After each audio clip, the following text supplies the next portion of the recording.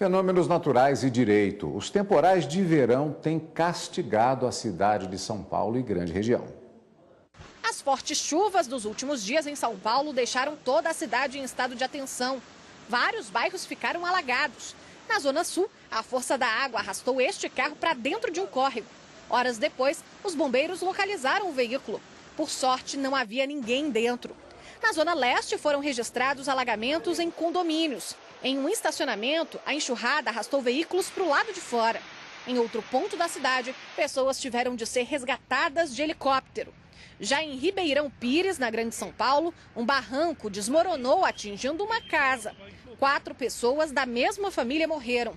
Para os próximos dias, a previsão é de mais pancadas de chuvas nos finais de tarde.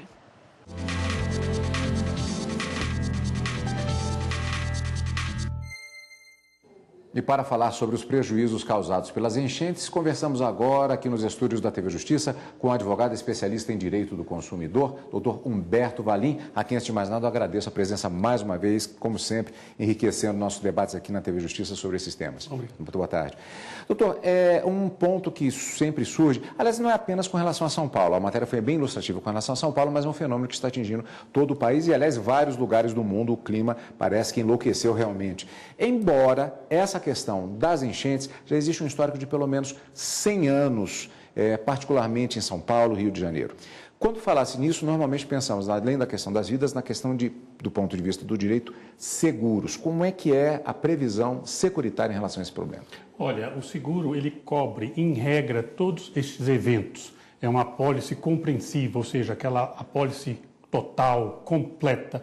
O consumidor deve verificar na sua apólice esse detalhe que é importante. No caso da previsão, infelizmente, as enchentes são realmente... Existe uma matéria chamada hidrologia que estuda esse comportamento das águas durante séculos. É perfeitamente possível prever e remediar muitos desses problemas existentes. Eu já vou voltar nessa questão da possibilidade de previsão, mas eu gostaria de insistir ainda em relação à questão do seguro, porque eu me lembro no primeiro apartamento, financiei ainda na juventude, que vinha no sistema de financiamento uma cláusula muito específica que dizia que o seguro não se responsabilizava pela eventualidade de terremotos, furacões, uma coisa assim, até meio assustadora, mas como assim?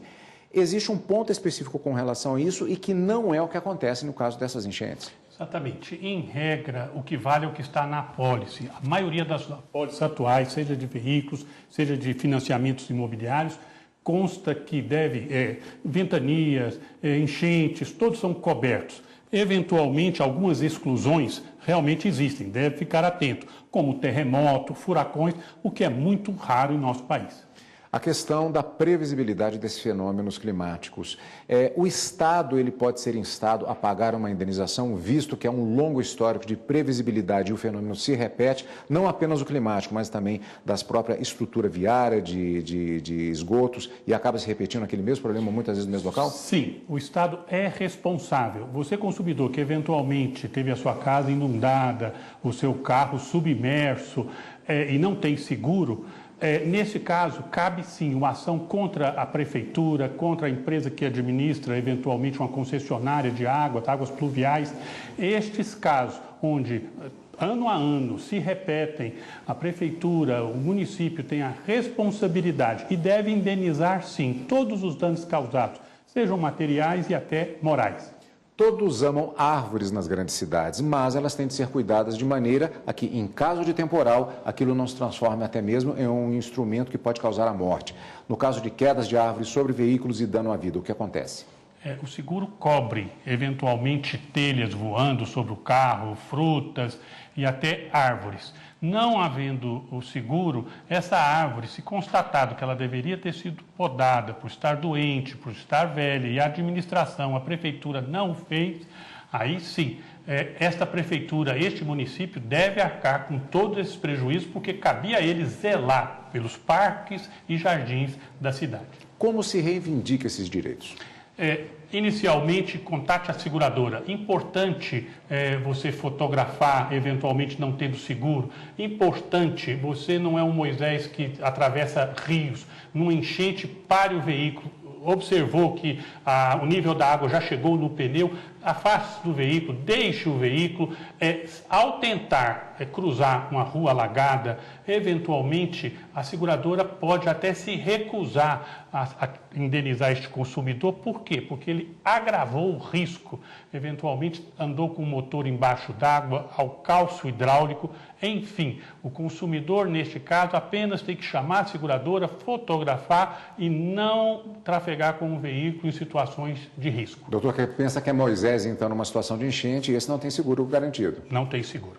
Agora, doutor, os fatos causados pelas chuvas a imóveis com financiamento podem ser cobertos, voltamos àquela questão inicial, pelo seguro habitacional? Sim, em regra, os novos seguros, os últimos 20 anos, todos constam em caso de desabamento, em caso de enchente.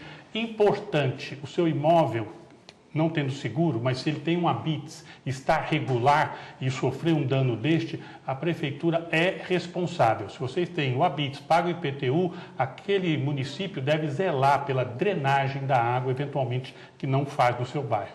Doutor Rolim, mais uma vez, muito obrigado pela sua presença conosco aqui. Vamos falar mais sobre o direito do consumidor aqui no Jornal da Justiça. Muito obrigado. Obrigado.